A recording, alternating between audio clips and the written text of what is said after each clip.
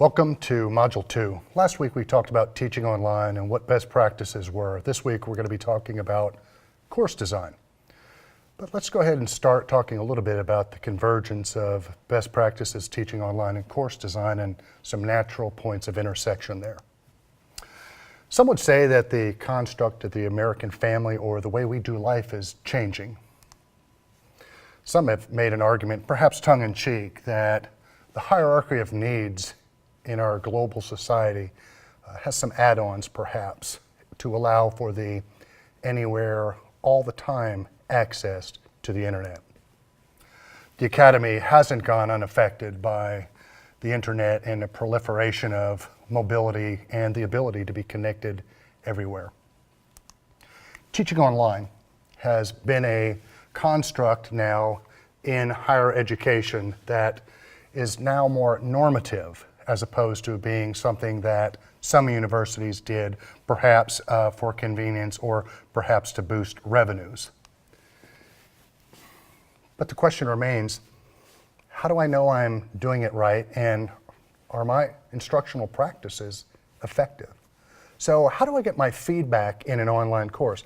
If I'm face-to-face, I can look out and see when my students are starting to glaze over and make a quick adjustment. But if I'm in an asynchronous online class, how do I do that?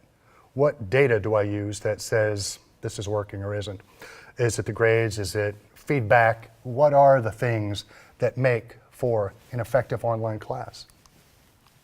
How do I take best practices and my actual practices? Is online learning something archaic, or how do I use the technology to perhaps have something different and not trying to take my class and put it online? There are some indicators of effectiveness. First of all, student satisfaction. Are the students enjoying what they're doing? Are they achieving their outcomes? Are we satisfying our accrediting bodies? And then what are the institutional quality controls that tell us we're on track and that we have good things in place to assure quality and effectiveness? There are going to be factors that affect what we do holistically. How we're supported with technology from IT, from the bookstore, and other university support structures has an impact on the quality of our individual and our college and departmental level courses. So how do you isolate your impact? How does, in an online class, my personality come out? So we want to look at teaching behaviors, and we also want to look at the content and the design of the course. So the common question is, what if I'm teaching a course that's already been developed and someone's just asked me to teach it?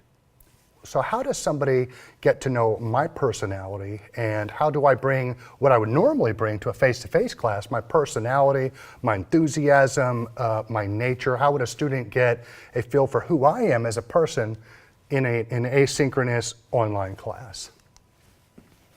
So to isolate your impact, we want to look at instructional activities and we want to look at instructional content.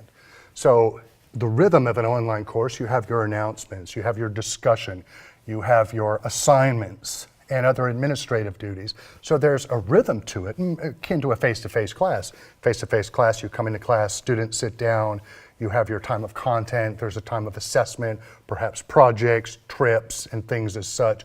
But there's a rhythm to an online class. So how within that rhythm does my instructional activities bring out my nature? I can make an announcement in a variety of ways. I can make it using a Lightboard video as such. I can do a text announcement. I can do an audio recording. But there are things that bring out my personality with my skill set that qualitatively adds to the learner's experience.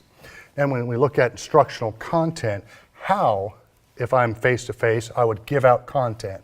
Or I would perhaps lecture, or in small groups, or to have interactive video in class. But then how, in an asynchronous manner, do I present my content? And there are a variety of ways that we can do that. And one of the affordances we have here at Hardin-Simmons is working with our instructional designer and working with our team to look at ways that are going to enhance and engage our students in content acquisition and engagement. So what are some of the effective things that we can do in an online class? According to the research, there's 4 specific areas.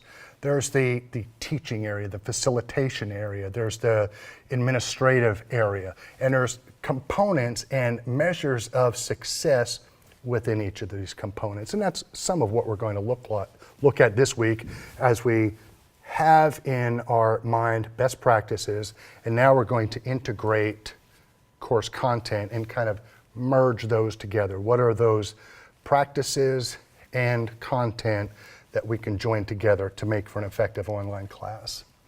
Well, one of the things that we use here at Hardin-Simmons is our Quality Matters rubric.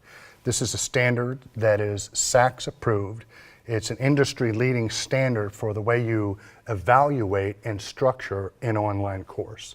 So we'll have this rubric as you develop and as you teach a course that you are going to develop, or one you're already teaching and you just want to tweak it and make sure it aligns with best practices. So you can take this rubric, kind of overlay it, if you will, your course, and kind of go through there to ensure that what you're offering the students and the Quality Matters rubric are in sync. So here's how we're going to put it together this week. We're going to look at your syllabus as a guide for the online student. Syllabus is very important, kind of tells them what the roadmap is for our course.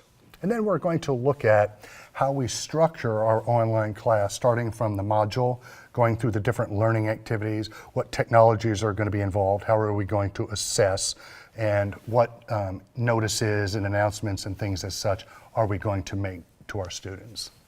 And then we're going to look at instructional materials.